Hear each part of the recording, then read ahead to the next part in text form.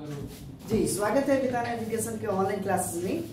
हम लोग प्राचीन भारत के इतिहास के लगभग सभी स्टेप को कंप्लीट कर लिए थे। उसमें अब छोटे छोटे राजवंश बचे हुए थे जो उत्तर भारत के क्षेत्रों में और दक्षिण भारत के क्षेत्रों में कुछ छोटे छोटे राज्यवंशों का उद्भव होता है जो करीब करीब 8वीं शताब्दी में है। तो इन्हीं को हम लोग आज समझेंगे कि प्राचीन भारत के कुछ अन्य वंश जिनका जो है मध्यकालीन भारत के क्रम तक जो है उनका वंश स्थापित रहता है। इसी में हम देखेंगे कि इधर बंगाल में राजवंश थे पाल वंश। बंगाल के क्षेत्र में पूर्वोत्तर भारत में, यहाँ आपको मैप से बताने की कोशिश करूं कि ये हमारा इंडिया में आप देखेंगे कि दो क्षेत्र में अभी भी एक विशाल साम्राज्य देखने को मिलता है। यह पूर्वोत्तर भारत के क्षेत्रों में, यह बंगाल के क्षेत्रों में एक वंश था जिसका नाम पाल वंश था। तो पाल वंश जो है एक कई दिनों तक शासन करने वाला यह शासक था। लगभग मध्यकालीन भारत का इतिहास जब शुरू होता है उस समय तक ये इसका शासन रहता है। तो पाल वंश का जो है संस्थापक थे गोपाल। यह पाल इसलिए कहा जाता है कि इनके जितने भी वंशज आते हैं उन सब में पाल लगा हुआ है। जैसे गोपाल हो गया, धर्मपाल हो गया, देवपाल हो गया, नारायण पाल हो गया, इसलिए इस वंश को हम क्या कहेंगे?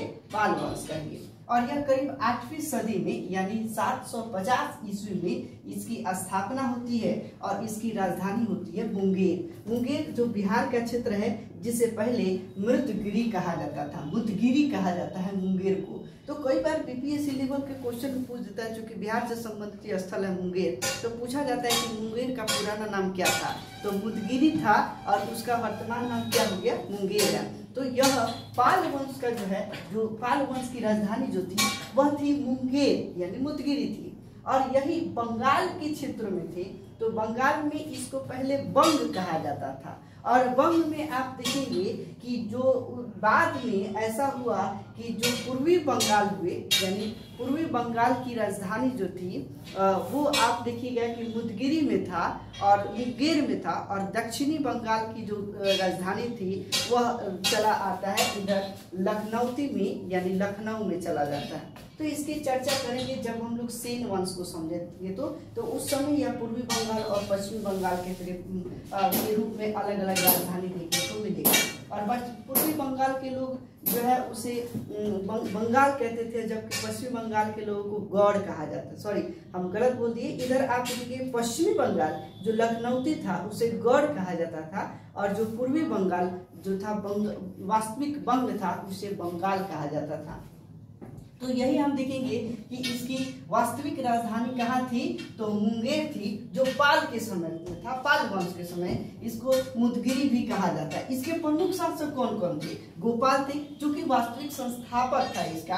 गोपाल इसलिए वास्तविक संस्थापक यहाँ पर देखा जाता है कि जब यहाँ पर छोटे छोटे, जब गुप्त काल का साम्राज्य समाप्त होता है तो गुप्तोत्तर काल में छोटे छोटे जो है सामंत स्थापित हो जाते हैं और इन सामंतों की वजह से इस क्षेत्रों में अराजकता फैल जाती है और कहीं न कहीं भ्रष्टाचारी फैल जाती है।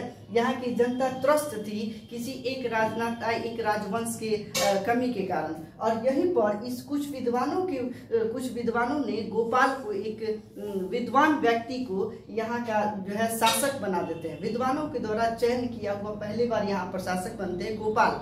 और इसी के द्वारा जो है लगभग यह 4 वंश के रूप में आप देखेंगे कि इसका शासन चलता है। इसी में आप देखेंगे कि इधर गोपाल एक बौद्ध का संरक्षक था और स्वयं यह कट्टर बौद्ध था। अब कट्टर बौद्ध का मतलब सिर्फ यह बौद्ध धर्म को ही मानता था।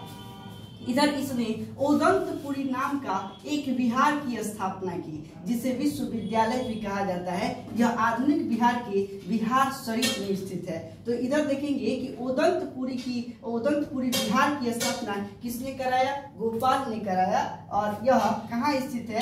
बिहार शरीफ में ही है। इसी वंश का देखिएगा कि प्रमुख शासक होता है धर्मपाल, यानी कि पाल वंश का प्रमुख शासक के रूप में धर्मपाल होता है। और इसी के समय में इस कन्नौज क्षेत्र को जीतने के लिए त्रिपक्षीय संघर्ष होता है जिसमें पाल, प्रतिहार और राष्ट्रकूट होते हैं। तो यह क्षेत्र तो आप समझ गए कि इसे पाल कहेंगे। और यह जो क्षेत्र है यह प्रतिहार वंश है। और इसी प्रतिहार वंश और इधर ऊपर का जो क्षेत्र महाराष्ट्र का जो क्षेत्र है यही राष्ट्रकूट का क्षेत्र है। तो यहाँ पर उज्जैन उज्जैन जो है एक व्यापारिक केंद्र था जब हर्षवर्धन और मौखरी वंश के शासक, यानी कि इधर देखेंगे थानेश्वर और मौखरी वंश का राजधानी कन्नौज, या थानेश्वर और मौखरी वंश जब मिल जाते हैं, हर्षवर्धन की एक विशाल जो यहाँ पर स्थापत्य होता है, तो यहाँ कन्नौज जो है एक प्रमुख व्यापारिक केंद्र बन जाता है। और यहाँ पर आप देखेंगे कि नदी के तट के किनारे होने की वजह से भी यहाँ ज्यादा मात्रा में व्यापार होते हैं,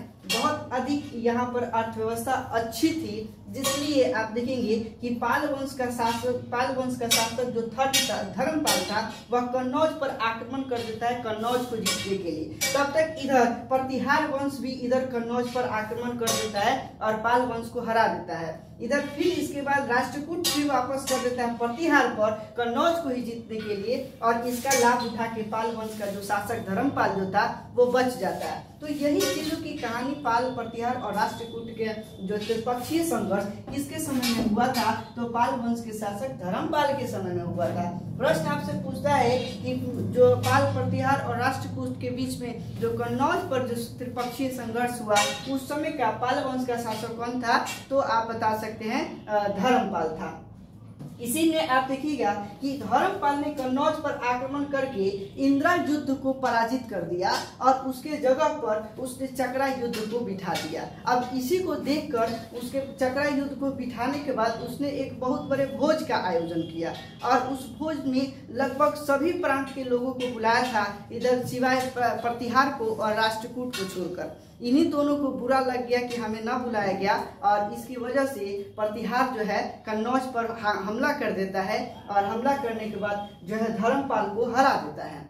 अब धर्मपाल को हरा देता है, जैसे मारने को पहुंचता है, तब तक राष्ट्रकूट भी जो है, राष्ट्रकूट का वंश जो था, उसने भी हमला कर देता है प्रतिहार पर, और वापस ये धर्मपाल जान बचाकर वहां से भाग निकलता है। तो यह जो होता है कि इसी के समय में पाल, प्रतिहार और राष्ट्रकूट के बीच का जो है संघर्ष होता है, जिसे त्रिपक्षीय संघर्ष कहा जाता है। जब मेंस वगैरह में आप लिखिएगा बीपीएससी वगैरह में, तो उसमें इसके बारे में पूरा का पूरा डिटेल्स आपको डिस्क्राइब लिखना पड़ता है, पूरी स्टोरी, पूरी कहानी लिखनी पड़ती है।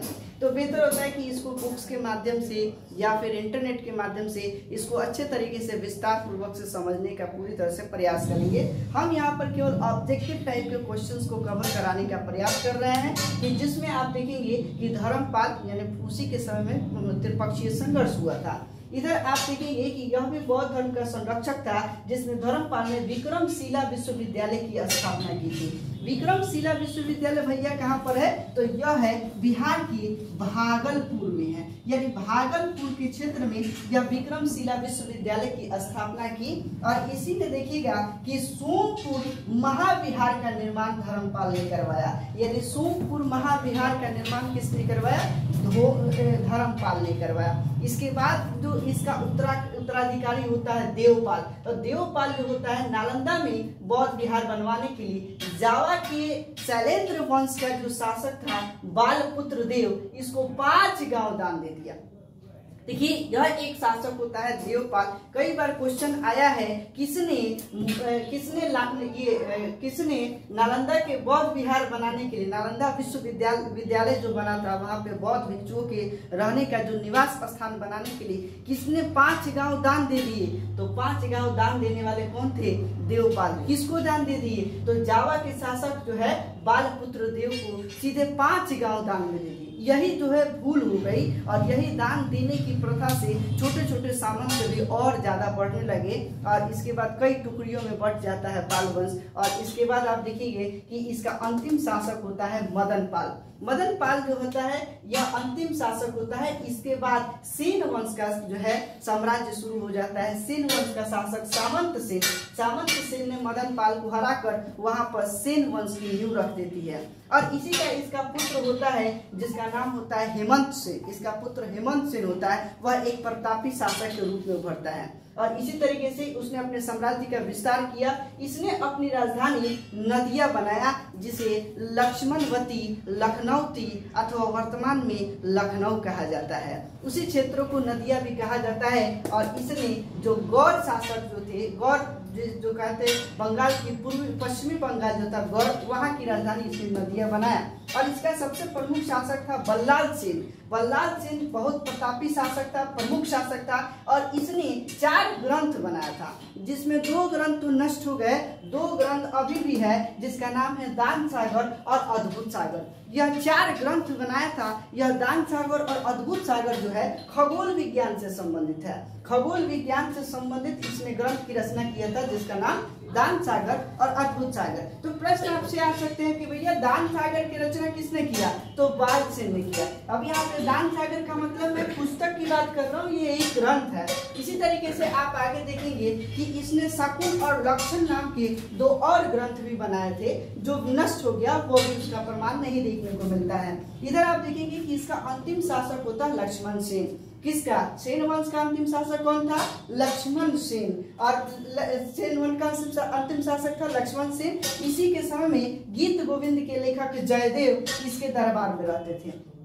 देखो एक यहाँ पे क्वेश्चन आ गया कि गीत गोविंद के लेखक जो है कौन है? तो जयदेव है। जयदेव किसके दरबार में रहते थे? लक्ष्मण सेन के दरबार में रहते थे। इधर वापस कश्मीर के शासक का, इसके बाद आप देखेंगे कि उत्तर भारत में इस क्षेत्र में कश्मीर के कुछ छोटे छोटे वंश आते हैं, जिसमें कारकोट वंश, उत्पल वंश, लोहार वंश आते हैं। पहले कारकोट वंश आते हैं। तो कारकोट वंश देखिएगा कि इसमें दुर्लभ वर्धन के नेतृत्व में कारकोट वंश की नींव होती है। और इसके बाद आप देखेंगे इसमें कई ऐसे छोटे छोटे शासक होते हैं, जैसे चंद्रापीठ शासक होते हैं, मुक्तापीठ होते हैं, या फिर आप देखेंगे ललितादित्य होते हैं। इसमें प्रमुख जो शासक होंगे वो ललितादित्य होंगे। इस तरीके से जयपीठ होंगे। इसके बाद जो है अवंती वर्मन जो है इसका समाप्तिकरण करता है और नए शासन रख देता है उत्पल वंश। और उत्पल वंश में सबसे अंतिम शासक होता है क्षेमगुप्त।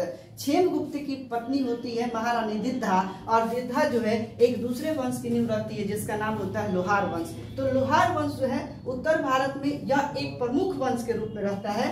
इसी में आप देखेंगे सबसे प्रमुख लोहार वंश, इससे संबंधित क्वेश्चन बनते हैं। और लोहार वंश का शासक रहता है हर्ष, जिसके दरबार में कलहन रहता है। कलहन इंपॉर्टेंट है क्योंकि यह राजतरंगिणी के लेखक था। राजतरंगिणी जो कश्मीर के पूरे इतिहास का वर्णन करता है, यानी कश्मीर की जो है डेवलपमेंट अशोक के समय में हुआ था, मौर्य काल में, और उसके बाद धीरे धीरे जो ना एक विस्तार हुआ, छोटे छोटे शासक वहां पे बनना शुरू हो गए। तो इसी की रचना जो है कलहन करता है राजतरंगिणी, जिसमें कश्मीर के कई शासक थे, उन शासकों के बारे में डिटेल समझाने का प्रयास करता है। तो लोहार वंश के शासक हर्ष के दरबार में कलहन रहता था। क्वेश्चन पूछा जाता है कि कलहन किस वंश से संबंधित है? तो लोहार वंश से संबंधित है। कलहन किसके दरबार में रहता था? हर्ष के दरबार में रहता है। ध्यान रहे, हर्षवर्धन अलग है। हर्षवर्धन जो है पुष्यभूति वंश का जो शासक था हर्षवर्धन, जिसने अपनी राजधानी थानेश्वर रखी थी, इधर हर्षवर्धन है। और कश्मीर में भी एक लोहार वंश में हर्ष रहता है, और हर्ष के दरबार में कौन रहता है भैया? तो आप देखेंगे कलहन रहता है। तो ये छोटे छोटे आपने भारत में कुछ ऐसे वंश थे, इसको समझने का प्रयास किए। अब हम लोग प्रयास करेंगे आगे के क्रम को बढ़ाने के लिए, इससे मध्यकालीन भारत होगा। और मध्यकालीन भारत के शुरुआती से पहले अब हम चाहते हैं कि हमारे इस कमेंट सेक्शन में आप डिटेल्स दें कि कैसा आपको ये वीडियो लग रहा है, किस प्रकार आपकी पढ़ाई चल रही है ना। उससे संबंधित हमें अगर हेल्प देंगे तो उसके बाद भी हमारी वीडियो जारी रहेगी। धन्यवाद। पता नहीं कैसे